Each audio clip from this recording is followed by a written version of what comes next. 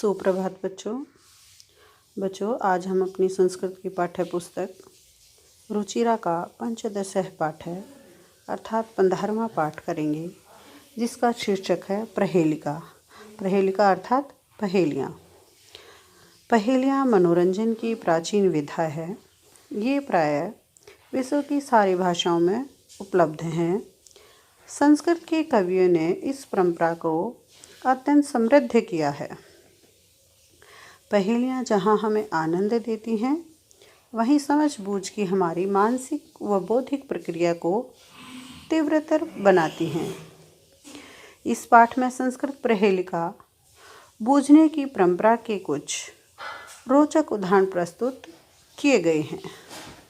तो चलिए शुरू करते हैं। प्रथम श्लोक है, कस्तूरी जायते कस्मात्। कस्तूरी जायते उत्पन्न होती है, कस्मात् कहाँ से, अर्थात कस्तूरी हमें कहाँ से मिलती है, कस्तूरी कहाँ से उत्पन्न होती है। को हंति करिणाम कुलम।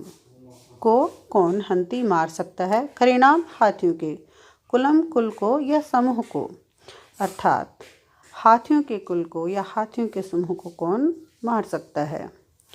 किम कुर्यात कातरो युद्धे। किम क्या, कुर्यात करते हैं, कातरो कायर लोग, युद्धे युद्ध में, कायर लोग युद्ध में क्या करते हैं। अंतिम पंक्ति देखिए, मृगात सिंह प्लायते। मृगात अर्थात हिरण, सिंह शेर, प्लायते अर्थात भाग जाते हैं। ऊपर वाली तीनों पहेलियों के हमें उत्तर अंतिम पंक्ति से मिलते हैं। अंतिम पंक्ति है मृगात सिंह और प्लायते। तो इसको शुरू से देखते हैं। कस्तूरी जायते कस्मात्। कस्तूरी कहाँ से उत्पन्न होती है, मृगात। मृगात अर्थात मृग से या हिरण से। कोहंती करनाम कुलम, हाथियों के समूह को या हाथियों के कुल को कौन मार सकता है। सिंह अर्थात सिंह या शेर हाथियों की कुल को मार सकता है। किम कुर्यात कातरो युद्धे। कायर लोग युद्ध में क्या करते हैं। प्लायते अर्थात भाग जाते हैं, कायर लोग युद्ध से भाग जाते हैं। दूसरा श्लोक देखिए, सीमांत निशु का शांता। सीमांत निशु नारियों में, का कौन, शांता माने शांत स्वभाव वाली हैं। नारियों में शांत स्वभाव वाली कौन है। राजा को अभूत गुणोत्तम है। राजा को कौन अभूत हुआ है, गुणोत्तम है, गुणों में उत्तम, अर्थात गुणों में उत्तम राजा कौन हुआ है या सर्वश्रेष्ठ राजा कौन हुआ है। विद्व भी का सदा वंदा। विद्व भी विद्वान, का किसकी, सदा हमेशा, वंदा माने पूजा करते हैं, या विद्वानों में हमेशा किसकी पूजा होती है। अत्र वक्तुम न बुध्यते। अत्र वक्तुम यह यहाँ कहा गया है, न बुध्यते लेकिन जान नहीं पड़ता है। अब पहली पंक्ति को फिर से देखिए, सीमांत निशु का शांता। नारियों में शांत स्वभाव वाली कौन है। पंक्ति के आप पहले वर्ण को देखिए और अंतिम वर्ण को देखिए, क्या बनता है, सीता, अर्थात नारियों में शांत स्वभाव वाली सीता हैं। दूसरी पंक्ति देखिए, राजा को अभूत है गुणोत्तम। राजाओं में सर्वश्रेष्ठ राजा कौन हुआ है या गुणों में उत्तम राजा कौन हुआ है। प्रथम वर्ण है रा और अंतिम वर्ण है मैं, तो कौन हुआ है गुणों में उत्तम राजा, राजा राम। विद्व भी का सदा वंदा। विद्वानों में हमेशा किसकी पूजा होती है। प्रथम वर्ण देखिए और अंतिम वर्ण देखिए, विद्या, अर्थात विद्वानों में हमेशा विद्या की पूजा होती है।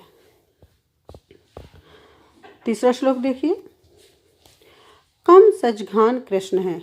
कम किसको, सजघान मारा, कृष्ण है, कृष्ण ने। कृष्ण ने किसको मारा, कृष्ण ने किसको मारा। दूसरी लाइन देखिए, का शीतल वाहिनी गंगा। का कौन है, शीतल वाहिनी, शीतल धारा वाली या शीतल जल वाली गंगा या नदी। गंगा अर्थात नदी, शीतल धारा वाली नदी कौन सी है। के दार पोषणतः।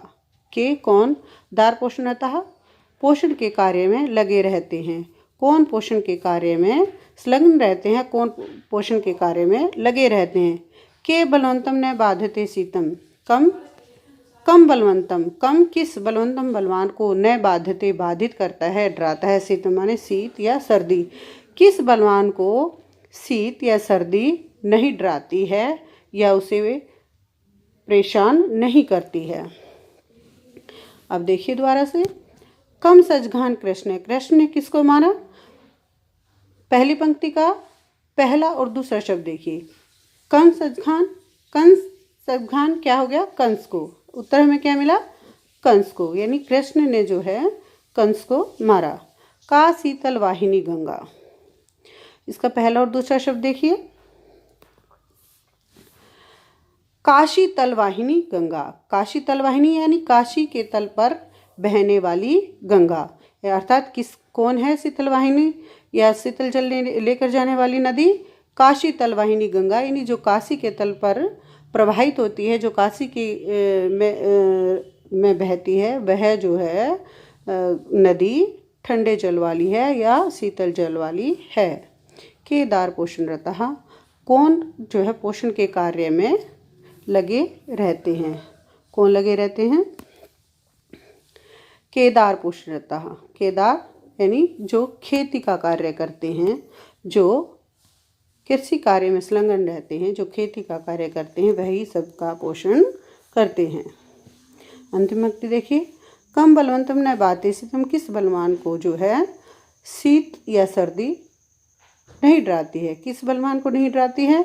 इसका पहला और दूसरा वर्ण देखिए, कम बलवंतम यानी जिसके पास कंबल है, उस बलवान का जो है शीत या सर्दी कुछ नहीं कर सकती है।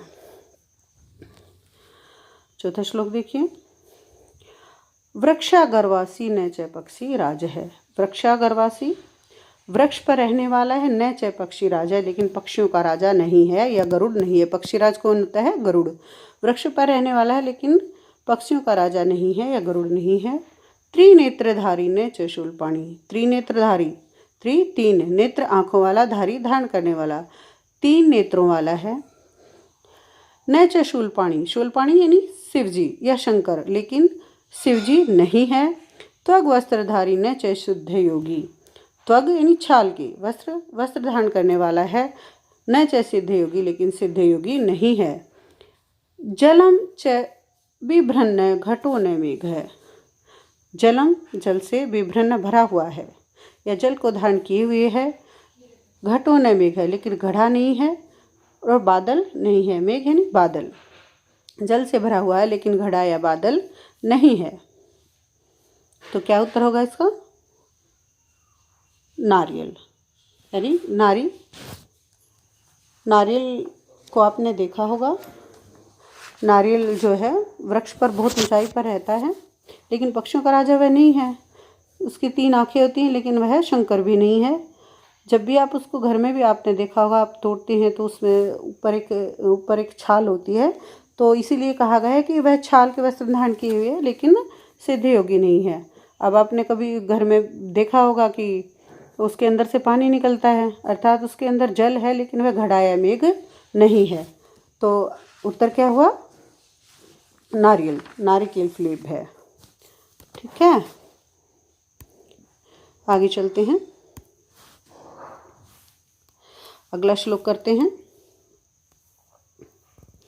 अंतिम श्लोक है, भोजना अन्ते च किम पेयम, भोजना अन्ते च किम पेयम, भोजना अन्ते भोजन के अंत में, किम क्या, पेयम पीना चाहिए, भोजन के अंत में हमें क्या पीना चाहिए। जयंत कश्य वे सुत है, जयंत, जयंत जो है कश्य किसके सुत है माने पुत्र हैं, जयंत किसके पुत्र हैं। कथम विष्णु पदम परवोक्तम, कथम कैसा, विष्णु पदम विष्णु का पद, परोक्तम कहा गया है, विष्णु का पद कैसा कहा गया है। तक्रम सक्रश्य दुर्लभम, अंतिम लाइन देखिए, पहली तीनों पहेलियों के उत्तर हमें इसी में मिल जाएंगे। तक्रम छाछ, सक्रश्य इंद्र का, दुर्लभम बहुत ही दुर्लभ या कठिन। फिर से देखते हैं, भोजनांते च किम पेयम, भोजन के अंत में हमें क्या पीना चाहिए। अंतिम पंक्ति का पहला वर्ण देखिए, तक्रम अर्थात छाछ। भोजन के अंत में हमें तक्रम या छाछ या लस्सी पीनी चाहिए। जयंते कस्य वेसुते, जयंत किसके पुत्र हैं? शक्रस्य। शक्रस्य अर्थात इंद्र के। जयंत जो है इंद्र के पुत्र हैं। कथम विष्णु पदम प्रोक्तम, विष्णु का पद कैसा कहा गया है, या विष्णु के चरणों में हमें कैसे स्थान मिल सकता है, या हमें मोक्ष की प्राप्ति कैसे हो सकती है? तो विष्णु का पद कैसा कहा गया है? दुर्लभम, बहुत ही दुर्लभ, यह बहुत ही कठिनता से मिलने वाला विष्णु के पद को कहा गया है। तो ये था हमारा रुचिरा का 15वां पाठ। आशा करती हूँ बेटा आप सभी को समझ आ गया होगा। धन्यवाद।